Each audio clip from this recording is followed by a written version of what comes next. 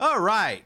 Welcome, ladies and gentlemen, boys and girls. This is Into the Mist. This is the Dice Dreary after party. I am sitting here with my good friend Sprocket. We are sitting on the balcony of Ravenloft Castle, which Strahd has graciously let us use for these broadcasts, overlooking the lovely mist. And probably something behind that. But how are you doing today? What? I'm here? Oh, there I am. So we are actually talking about two different episodes today. Um, Season 2, Episode 7, Lost and Found, and Episode 8, The Dead Never Forget. I guess that Which, makes sense. They'd be sequential. well, hopefully, yeah.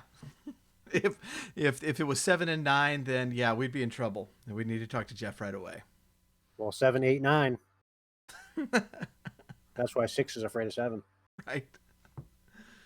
So kind of the background behind this, these two episodes is we have crossed the rainy lands of Barovia and arrived quite accidentally, since we were going to Breeze.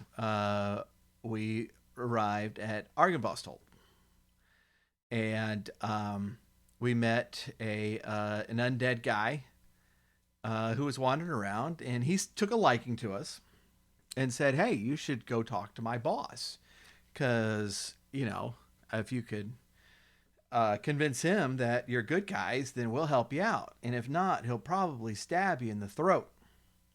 So we're like, "Yeah, that sounds like good odds. What could go wrong?" It's reasonable.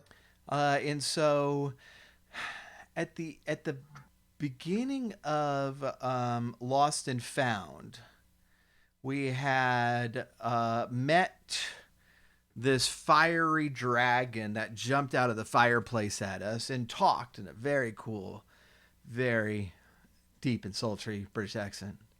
Um, and who wanted us to save his knights. And then we found Savid, who was a wounded dusk elf, who was looking for what's that chick's the girl, the Vistani girl's name? Let me look that up real quick. Arabelle, that's right. Oh, yes, Arabelle. So that was the beginning of Lost and Found, and so that episode took us around Argynvost a little bit. Um, we got scared by a rattling in the kitchen. By we, I mean me. That turned out to be Strahd himself in bat form, which you released. Could have won the game right then. I am joking. Yeah, That with was, the fun in that. and then we got into a trap where we fought some ghosts, and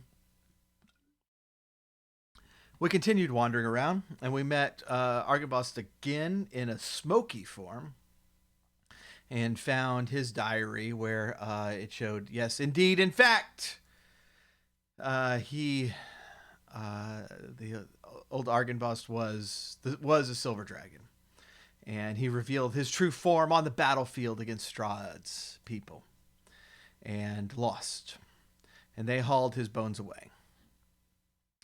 We got into a little skirmish there. Went downstairs, went into the graveyard, into a crypt where we actually found Arabelle, which is great. And there we found what was supposed to be, Argynvost's final resting place.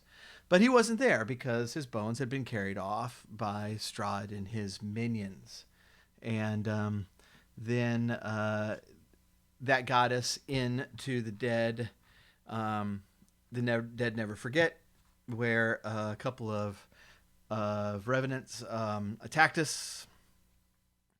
We took an extraordinarily long time killing them because they were stronger than I expected. That was a long fight. Yeah, it was a fun fight. You know, in re-listening to that, it's like I mentioned in a previous episode of Into the Mist that the ghost fight upstairs, I didn't really like. As a battle, I thought it was our weakest one of the whole series. But in re-listening to this fight, it was actually a lot of fun. It was good, even though it was long. But we beat them off, and one of them decided that he was now pissed off at you instead of Strahd, and now he's going to haunt. Really a missed opportunity by the DM, though. Oh yeah, Yet another curse on Crethin. I know. Yeah. Normally, I'm the one that collects these things like Pez dispensers. Aren't you going for that achievement? Yeah. 15 curses and you get a gold badge. Right. um. Oh wow, yeah. I do think that if we're gonna platinum this game, we're gonna have to do the new game plus, because there's a lot of stuff that we just skipped and then burned to the ground, and I don't think I think there's a few trophies that we're not gonna be able to get now. You know, like learning people's names in Velaki before you torch the place. But anyways, It wasn't entirely our fault. not entirely no.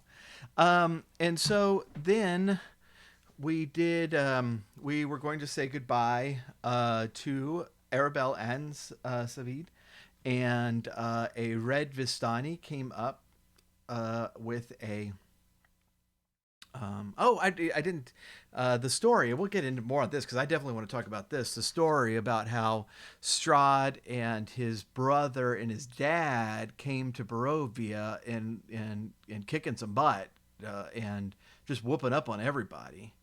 Um, and then and then at some point, Strahd after that point gets cursed.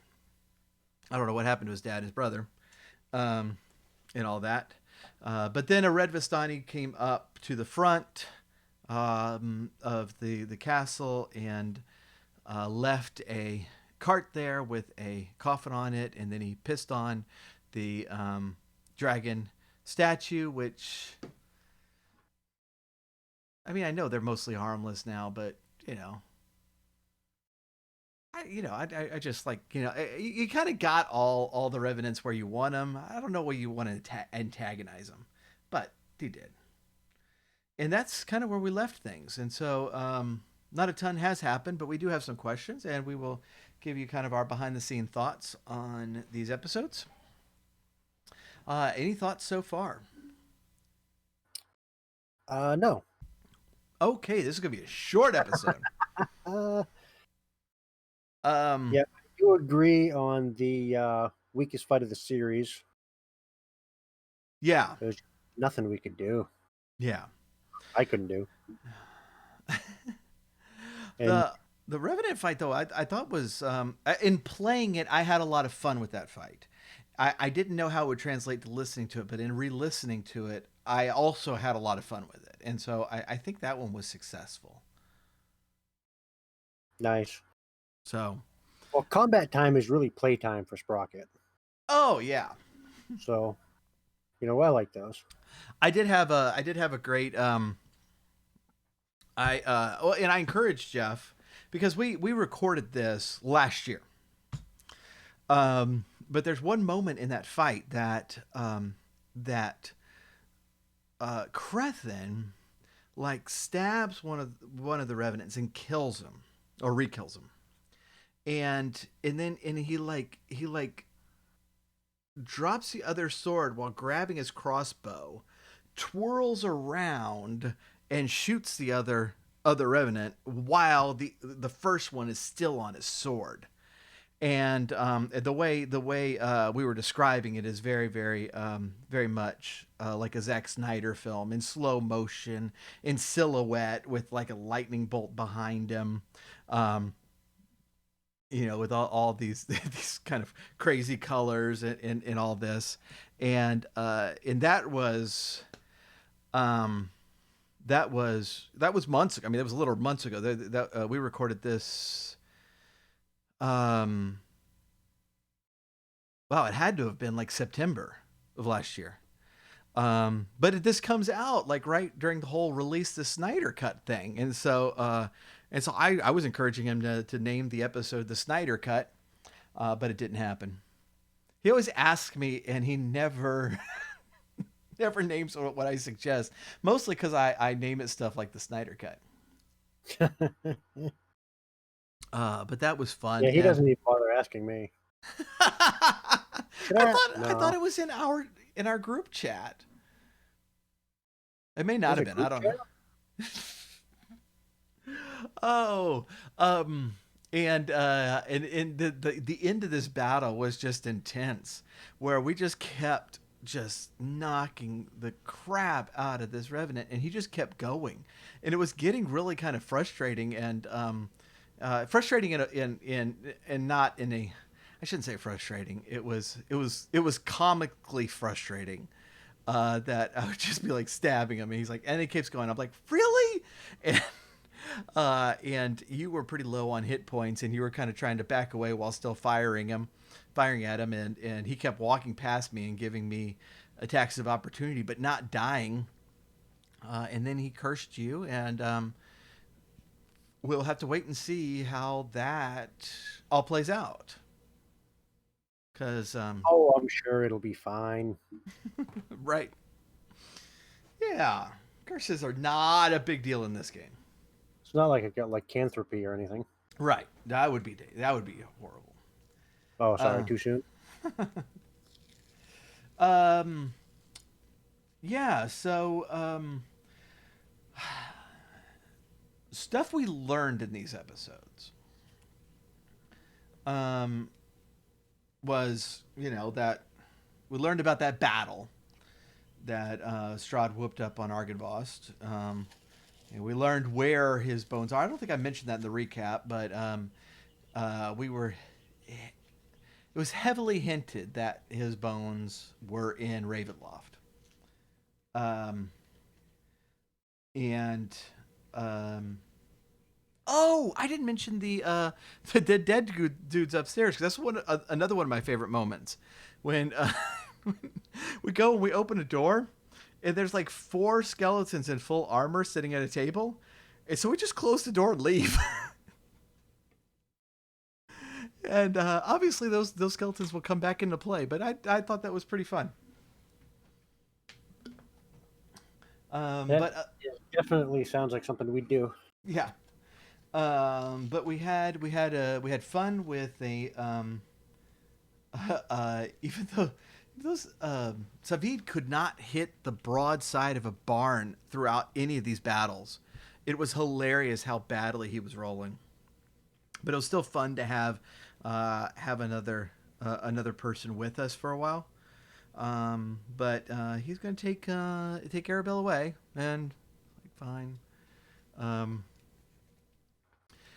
and so that's pretty much it. Stuff that I thought was fun, but not didn't teach us anything. Was we kept improvising dialogue that Gizmo was having with Arabelle as Gizmo was guarding her, and my favorite part is when Gizmo was explaining. It's like, well, this lady just comes and takes her thigh bone, right out of the coffin, and I was gonna have that, and I had found a place to bury it and everything. uh, so that was a lot of fun, but yeah, if uh, we don't really have, well, we have a few questions. We don't have terribly many, unless any questions came to your mind during all of this. Nope. Okay. I have been hearing the question, "Who is John Galt?" But I don't think that's related. I'm gonna guess that this did you finish that, by the way? I did. Oh, nice. Nice. Um, I keep putting it But back off. on topic. Right. If this if this turns into a Nine Rand novel, then this definitely took a turn that I was not expecting. Um, but let's see. We do have a few questions. What do your characters think of Strahd? Um, do your characters get curious about his background? Do you think he has any redeeming qualities?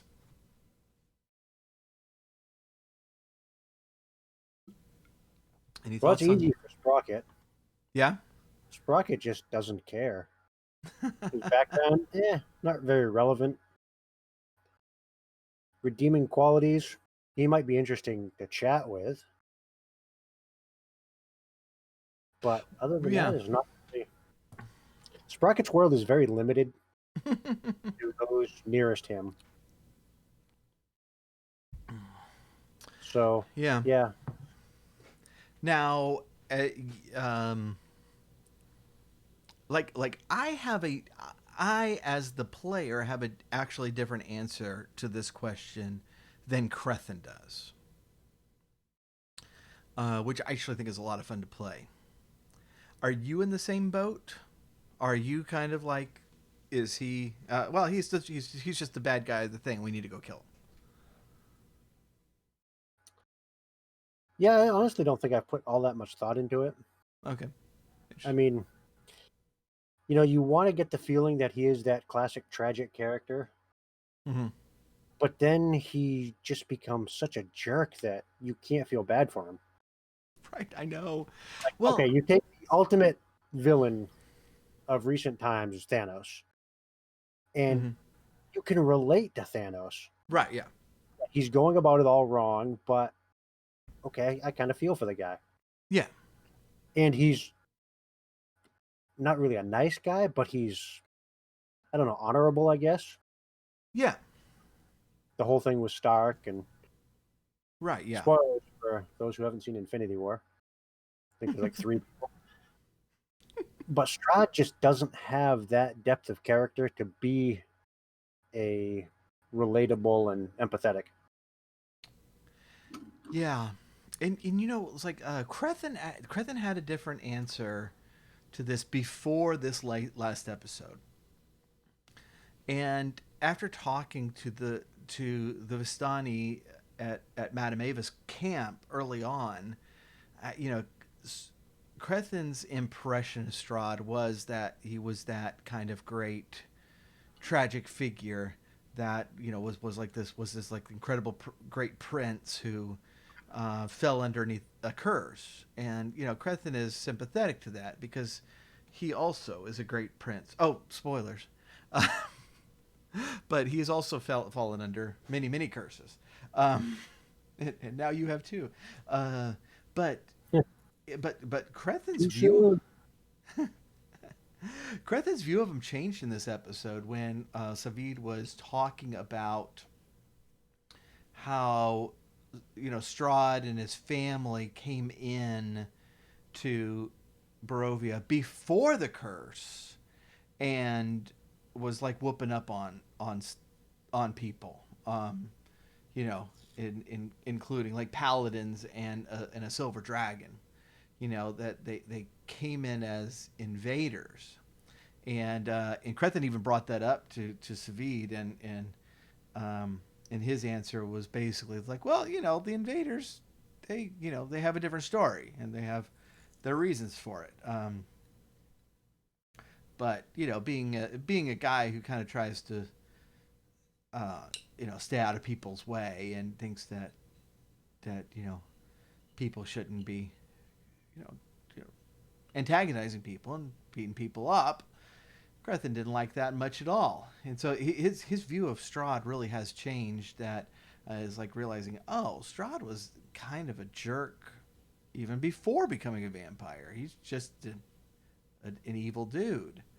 Um, where my view of Strahd and where Crethin's view of Strahd might differ a little bit is is like it, it, it, the best way to explain it is the dinner invitation that keeps coming up. And Sprocket thinks that it would be fine. And I, as the player, think it would be fine. I think Strahd would keep his word. But Crethin does not trust him as far as he can throw him. And so um, that's why Crethin keeps going, no, I'm not going to dinner with the man. Even though I think it would actually be probably uh, pretty good radio. Um, but yeah, otherwise he's kind of jerky. He's not a nice person. He's mean to Irina. That's gonna piss off Crethin more than anything. Yeah, I think originally, like that first fight we had, Mm-hmm.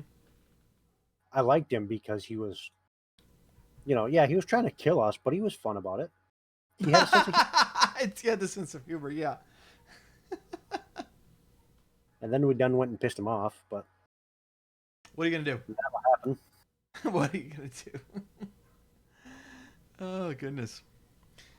All right, so our next excellent question. Um, so I want to know what are the things you like and dislike about playing Argynvost's Holt. Obviously, because the questioner will be running it one day. Basically, tips for the future DM. Which actually I think we this is interesting because it's like I think we gave DM tips for Death House. Uh, Notably, the shadow fight is dumb and can get really unfair very quickly. And that I thought that the we didn't do this part, but if you find a rat and sacrifice it, then all of these crazy cultists are placated. I thought that was dumb. Um, but you know, we haven't given a lot of like tips for future DMs, and I think part of it is because um, there's so much we miss in a lot of these areas. I mean, there's no way for us to give tips on Velaki because we did almost nothing in it. You know, it's like when we came back to Velaki and they were like, "Oh, and Lady Wagner," and I'm like, "Oh, who's that? You were supposed to meet her the first time you were in town." So but yeah, did you have any thoughts on DMing Argynvost Holt? Well, I would say make it your own somehow. Like everything, playing it straight from the book, Yeah. it can get kind of boring. And my favorite parts of this campaign have been the stuff that Jeff has made up. Yeah. And like I said, get creative with it, have fun. Personally, I think as characters, we're moving too slowly. We're just too Hmm. cautious. Yeah. And I think that's where Crescent and Sprocket kind of disagree because Sprocket's not cautious. Well, yeah, and me as the player, I agree with you. And you have sped us up a lot in Argynvost Holt. Probably needs to speed up more still. Um, but there were several times where you just stepped in and was like, okay, next room, and I thought that Yeah. was good. But yeah, and this was a question for Jen. Jen, thank you for always providing us really good questions to go off of. I, uh, I looked a little bit, and keeping in mind that we in where we have played are well past this point. I'm not going to tell you survived it. We as players are gone. Um, and so you know areas that we're never coming back to, um, or or in this case we might come back just to deliver a skull or something. Um, I've looked into a little bit, and there's a channel on YouTube that I haven't gotten to hear much of his videos because there's too many things that we have not just thoroughly completed, like Death House. But Lunch Break Heroes runs kind of a section by section review and revisions of Strahd that a lot of them are really good. And he had some interesting thoughts on Argynvostholt, and uh, a lot of his issues was that there wasn't a ton of story that to drive us here, or a ton of things to find, and that's one of the things that I we have found in Barovia in general is just how empty a lot of this is. But I think the thing that frustrates me about it is, I mean, we're there because one of our items is there. In our drawing of the cards, the sword is supposed to be here, so that's the main reason we're here. But if it wasn't for that, and we were just here, kind of, I don't know, researching rumors about Argynvost or something like that, and we went through all of this trouble to clear out the place just to find out it's like, oh, all we need is his skull, to kind of fix this place, and that's in Castle Ravenloft. I think after a while that gets frustrating. That you know, a lot of times it does not feel like you're making any headway in this game. Um, Yeah.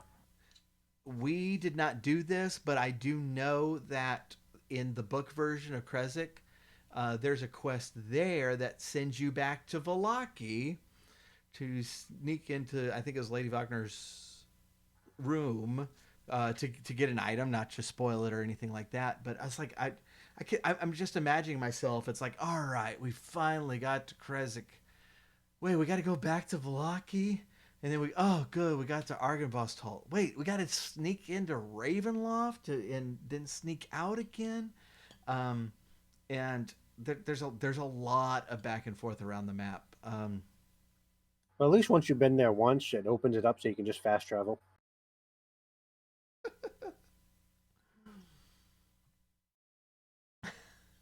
To a certain extent, that's true because it's very easy to get to that crypt again from now that we know where it is, and now that we know what's supposed to be. It's not like we have to do the dungeon dive again, which is nice. Um, but I think that's been my main frustration, particularly with season two, because like season one there was a lot of stuff going on. We didn't accomplish a lot in season one. We basically found the person who was supposed to help us, and she left. And we also got Irina to Krezk, which was great, and that was done. And as far as like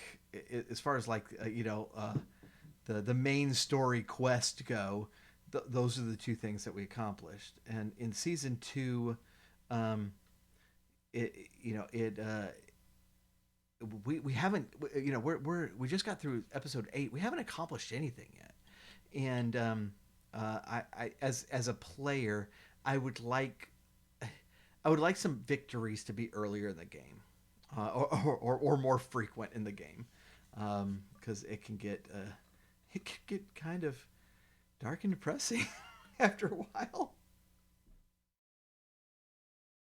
Well, I think the campaign is supposed to be dark and depressing, Yeah, and I think Jeff really wanted it to be dark and depressing, yeah.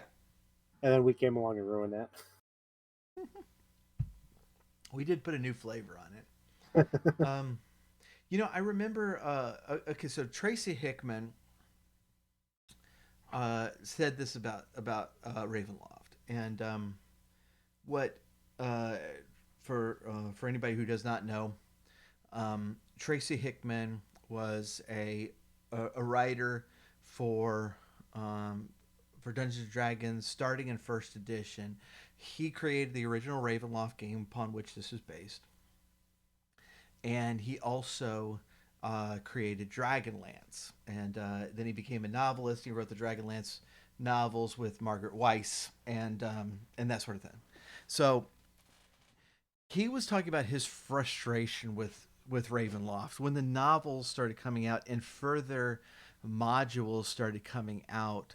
Is that he imagined Ravenloft as a quasi normal place, except they just have a vampire, and that's kind of a downer, you know. But what it became was just a haunted land with a ghost behind every door. And in his frustration with that was that, for real horror to work, there has to be hope. If it's just this dark and dreary place where everyone dies, um, where life is nasty, brutish, and short, it's not. It loses that kind of scary vibe, and I think at times this new Curse of Strahd module kind of leans in that direction, where you kind of just get the vibe. It's like, why in the world is anybody living in Vallaki? Or going around this village of Barovia. Why does anyone live here? This is like the only thing here is like is misery, drug addiction, dead kids, and Vistani come in and make fun of you every day. It's like I would try to get out, get somewhere. Uh, all that to say, yes, it is. It can get dark and dreary, and uh, the one thing I would change is to kind of try to distribute that hope a little bit more evenly, so that it feels like the players are accomplishing something, even if even if it's like a two steps forward, one step back thing. At least they're getting the two steps forward instead of like what I mean, us in the last 8 episodes. It's been, it's like, all right, let's leap forward. Nope, nope, nope. Let's not do that. We're gonna just stay here, and not actually do anything. Except we saved Arabelle, so I guess that's a thing. That was something, yes. Yeah, I did hope that she would become No like this great rewards for it, wizard but that would blow up stuff for us, but she didn't. maybe in the future that'll happen. Did we have any other questions?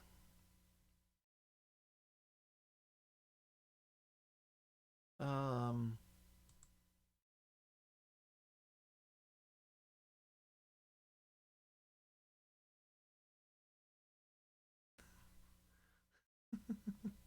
all right. Um, how close to a party wipe do you think you've gotten? And would Jeff actually do it?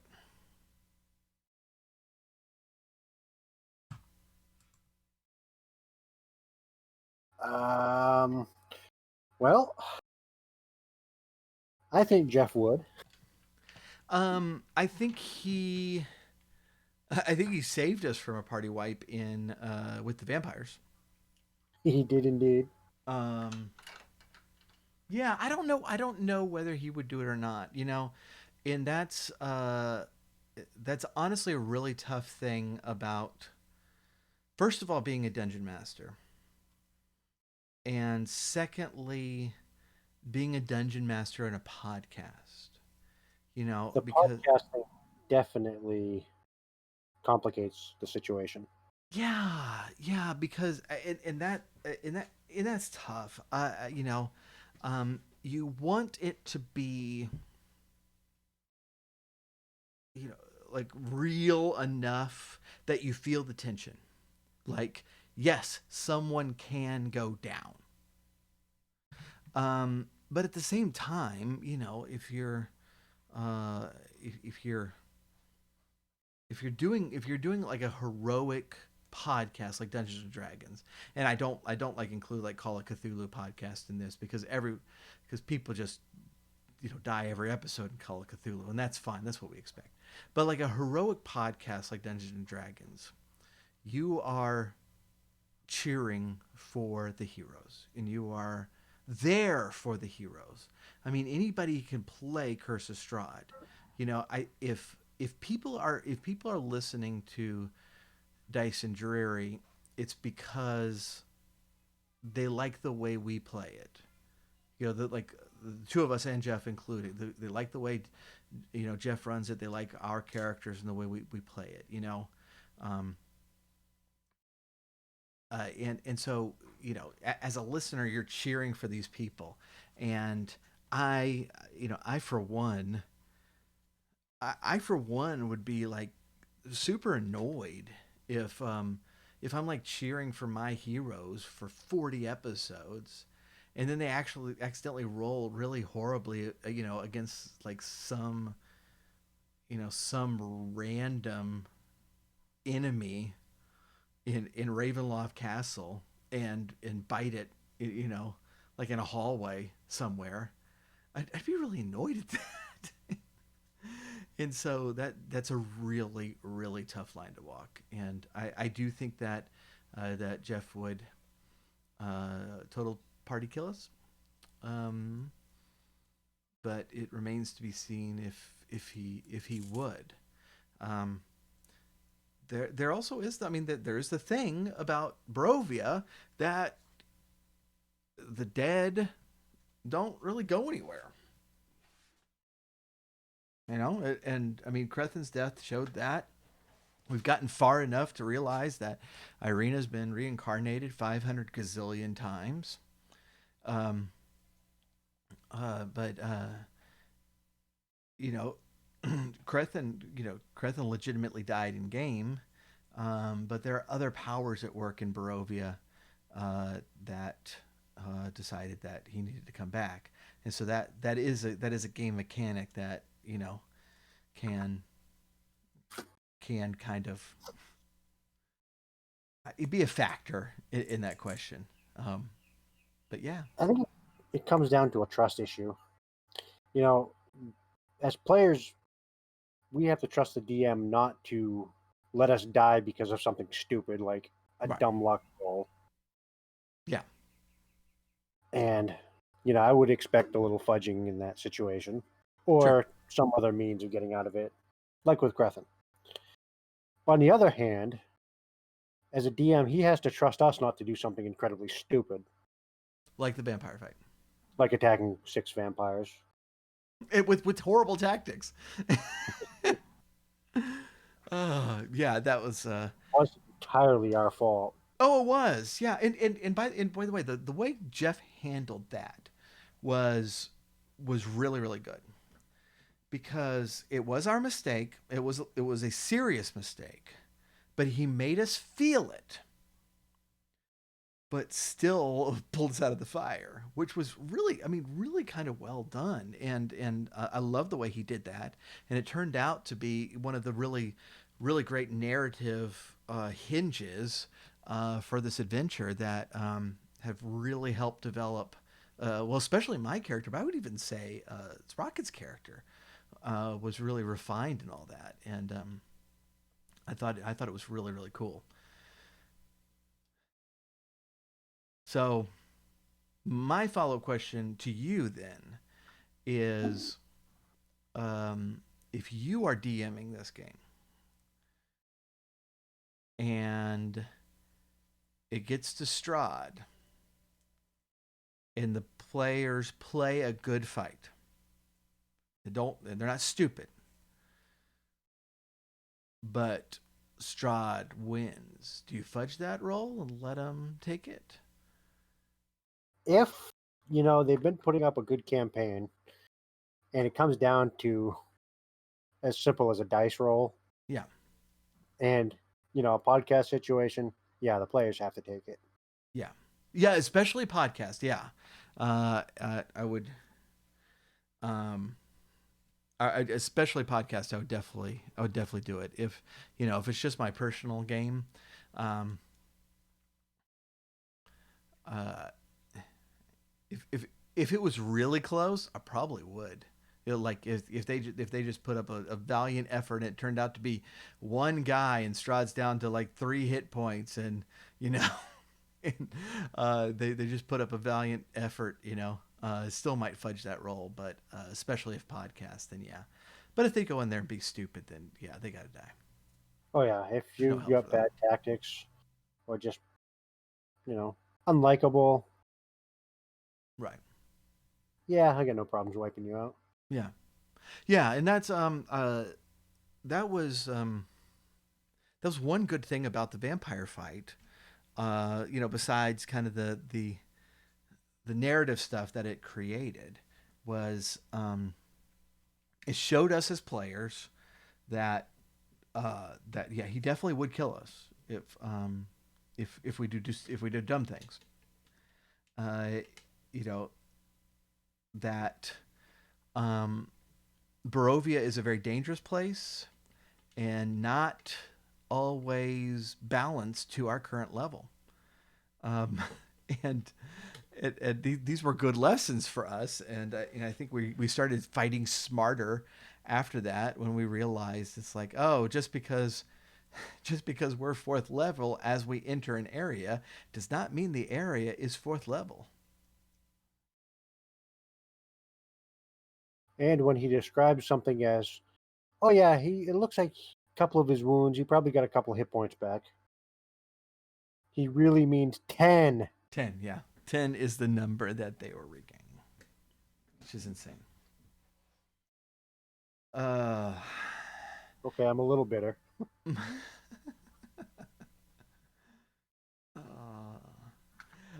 what level do you think you'll be at when you die? Asking for reasons. I'd say 10. Yeah. Definitely no higher than 10. um. Well. Yeah. It's like I do think that we would have fought that battle better if the description of the healing of the vampires was was a little clearer. Um, but at the same time, I got some of the best music out of that scene. Um, I And we think. did split up right from the beginning, which was dumb. Oh yeah, no, we messed that up. Um, but we got some of the best music. Crethin post death has been a much better character than pre death, I think. And and it got me. It gave me an opportunity after, like, every time we meet a new people, every time we meet a new person, to complain that no one notices that I'm blind and everybody just assumes that I'm fine, which I just think is hilarious. Um,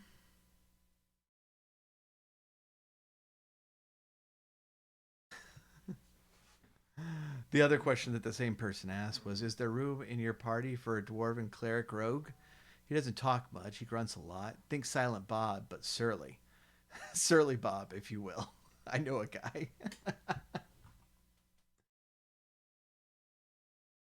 I Oh. don't know if Shirley would fit in. Well, I'm kind of pumped because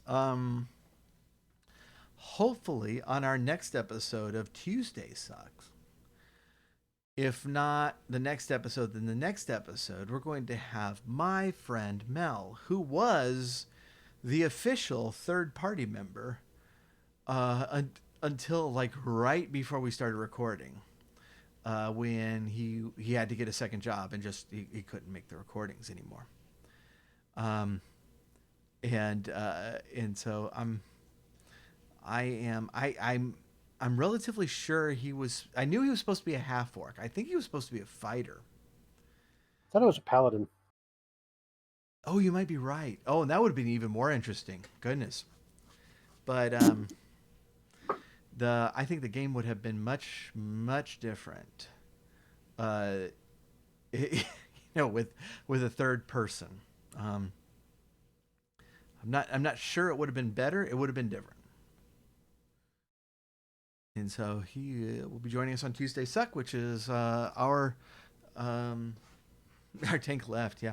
Oh well, and that's one of the ways the game did change is that um, Crethin really had to start leaning in on being a melee fighter because Sprocket, you're ranged pretty exclusively, and Yeah, I have a feat now where I can fight hand to hand with the same ooh, weapons and not get disadvantaged.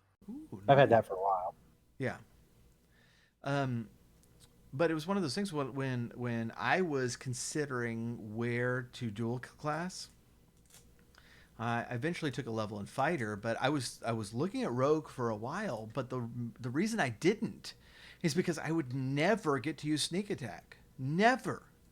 Um, if we had a fighter with us, then I probably would have taken rogue because then we could have flanked the enemy and I could have been able to use sneak attack. But with you being a ranged fighter, it was just never going to happen that I would get to use it.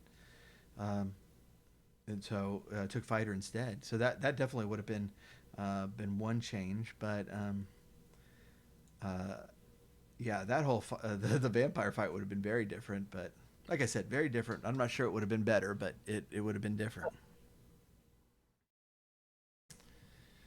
Um, Yeah, it's interesting to think how even our character development might have changed.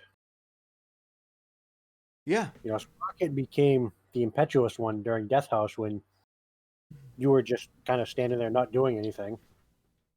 And I yeah, was like, okay, we got to move this along. Yep, let's go. right. Um, yeah, it would have. Yeah, that would have progressed very differently because his backstory was that he actually knew me before the mist. If only briefly, and so that would have been very interesting. But we'll have to rerun the entire game with him. We'll start over. You know, Argon Salt's not going all that well for us. Let's just start over. Yeah, might as well. Next episode will be season 1, episode 1. I bet we do better this time. We'll load up a previous save state. Right? Holy crap, that was way back then when I last saved? What did I do that in? Might have been Baldur's Gate, where Baldur's Gate, Baldur's Gate, Baldur's Gate. but I didn't like the way a fight went. Probably because one of my characters died, and so I went back to the last save state and then realized that it was like 2 battles ago that I last saved. I'm like, oh crap! Oh, I should have saved in between, but that's basically what we're going to do. We appear like on the top step in the house with the vampires, and we just that's exactly where we start, and all of a sudden we look at each other like, you know what, never mind, let's just burn it down and walk off. No, if we save stated it, it would be halfway through that battle. You At the save point where I'm already screwed. you save state when like Crethin is pinned and down to like 3 hit points. Yep, that's. Damn it, I knew uh, I didn't get F3. yeah. So all right, Jen, thanks for joining us. Real quickly, because we have been going for a little bit, but I did want to ask you if I know we didn't really deal much with Velaki, but the question about like any advice for DMing stuff. Um, um, do you have any thoughts overall in the game? Well, Valaki specifically, I know it's designed to so you feel like time pressure. Yeah. hated that aspect of it. And I hate that aspect about all games I play. It's like, if you're gonna give me a bunch of side quests, let me do them. Don't put a time clock on it and be like, okay, you can do these three, but that's it, and then you're out of time.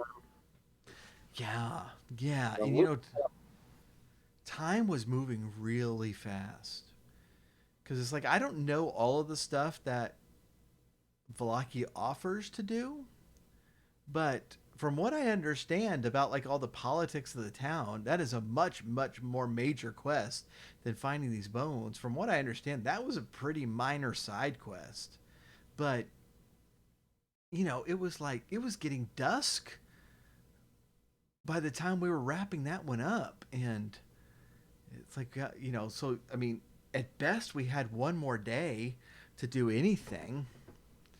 Um,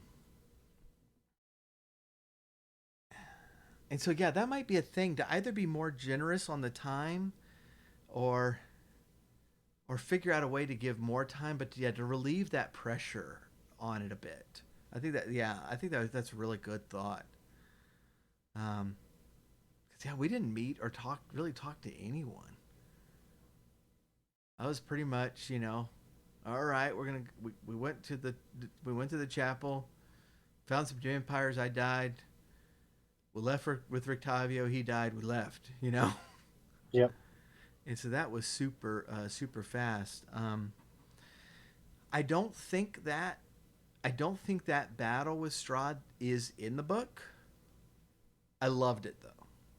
yeah, it was a great fight.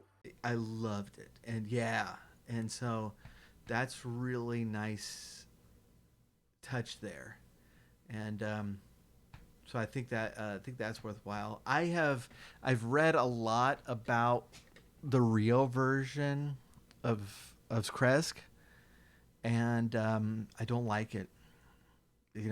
I think Jeff's decision to change everything about it was a really good one. It's kind of a Frankenstein's monster area, and it's like I don't get putting Frankenstein's monster in this game, and it seems really kind of off topic, and all that. So I like the way he did it. If anything, I felt a little bit, even though we spent like 2 weeks there, I felt rushed there, and Yeah, uh, I would have liked to really kind of uh, put down some roots in the place. Not spending years there, but like starting to get in, some refugees from Valaki who are now out of a home, and they hear that the crazy guy over in Kresk is gone, so they're trying to check it out. I would have liked. I think it would have been cool to spend a little bit more time there and start to establish a sanctuary for people. I think that would have been a lot of fun. Um, do a little Animal Crossing there. yeah, right. Yes. Have our own little Tom Nook who is setting up a shop. Um, I yeah. One thing is like, is it so hard to find supplies in the book?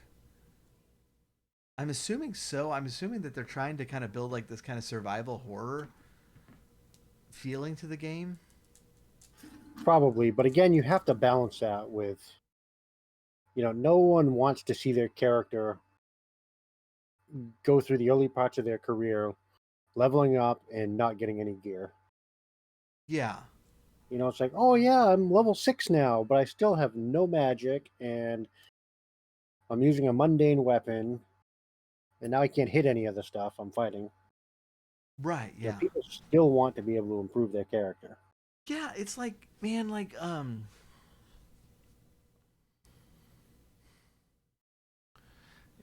some of the places have offered to sell us things at crazy prices, and me being more of a melee focused ranger, helps that a lot. But it's like I'm trying to think about like if I were a longbow focused ranger, if I was a ranged ranger, that's an awkward phrase. Um, I would be scrounging for arrows now. Am scrounging for arrows, and most of my battles are done with swords.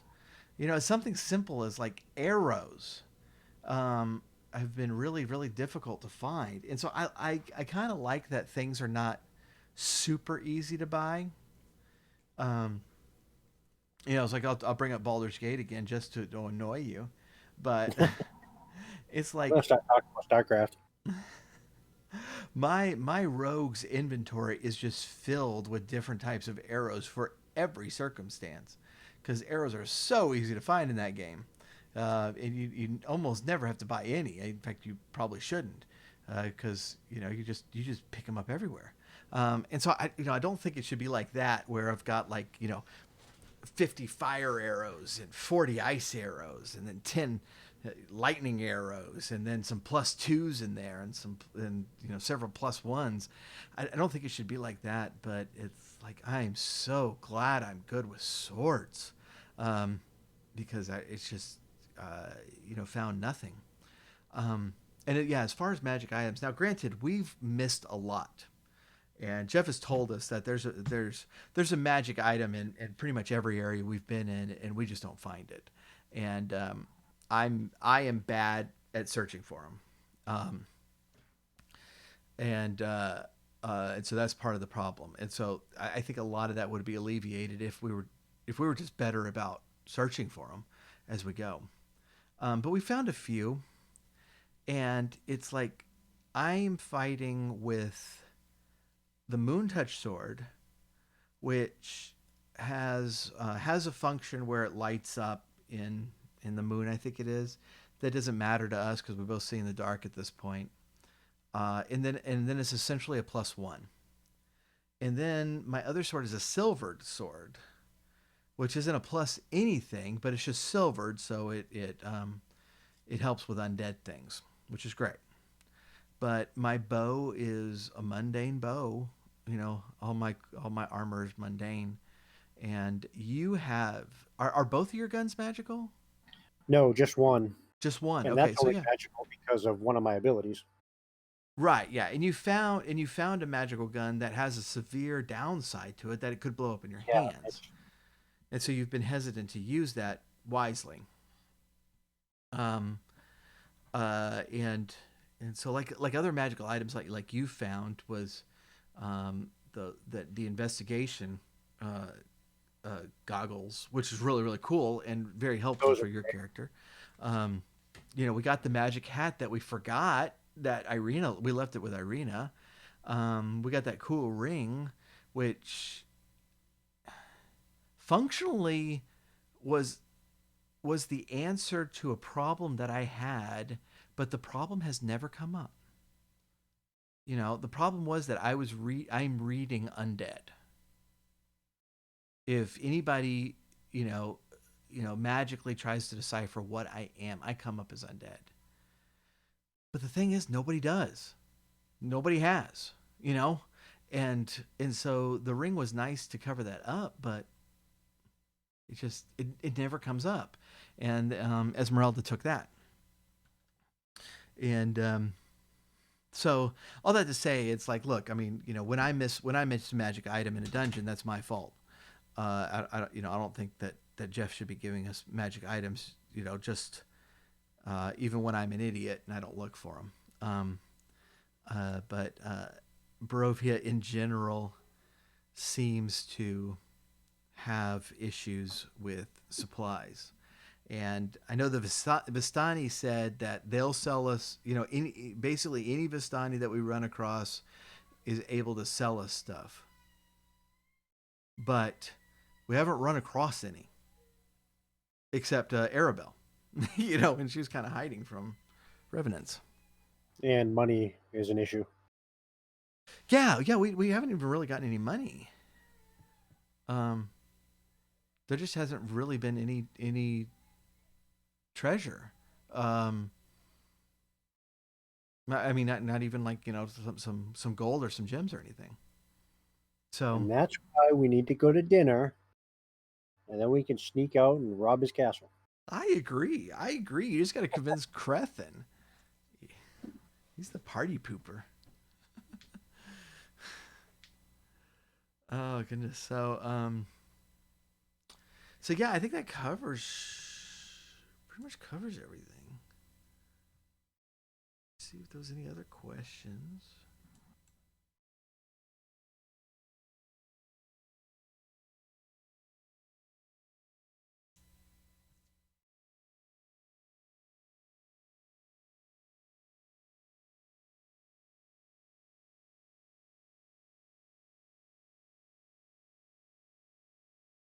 Was I supposed to be vamping here? I don't know. No, no. I was like, okay. So I asked, "Hey, we need questions to answer for Into the Mist. Any questions?" The first question is, "What time y'all streaming?" I was like, "Well, okay, we've already answered that." I think that was the only one. And then we started talking about Storm King's Thunder. Um, and One of our friends from the Discord um, is not here with us because his group's getting together for the, I guess, first time running Death House, which is very, very cool. And so I'm anxious to hear how that goes. Um, but otherwise, I think we've covered everything that we've been asked. So, Sounds good. any parting thoughts? No, I don't think so. Do I ever have parting thoughts? I don't think so. That's a good point. I'll stop asking. No, you won't. No. One of these days, I'll surprise you Right. with something very deep and poignant. Yeah. I will say the stuff that's coming up in Argynvost Holt is some of my favorite moments in the whole game. Um, The next episode, the one. I don't know if it's the next episode or the one following. I can't remember. I can't remember if I can't remember if we go to the roof first. I don't think we do. I think the thing is next, and then we go to the roof. In which case, it will be next episode. But if we go to the roof first, then it'll be the following episode. But but yeah, that'll be fun. That would be very very fun.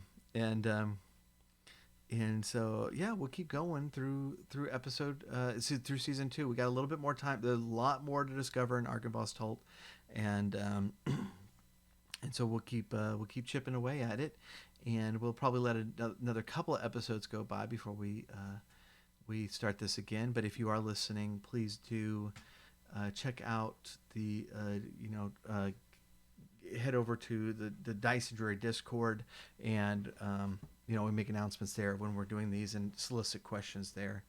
And so you should be able to search just Dice and Dreary in Discord to find that. But if you can't, just send me a message, and I'll get you in. But otherwise, appreciate it, and we'll catch you next time. See ya.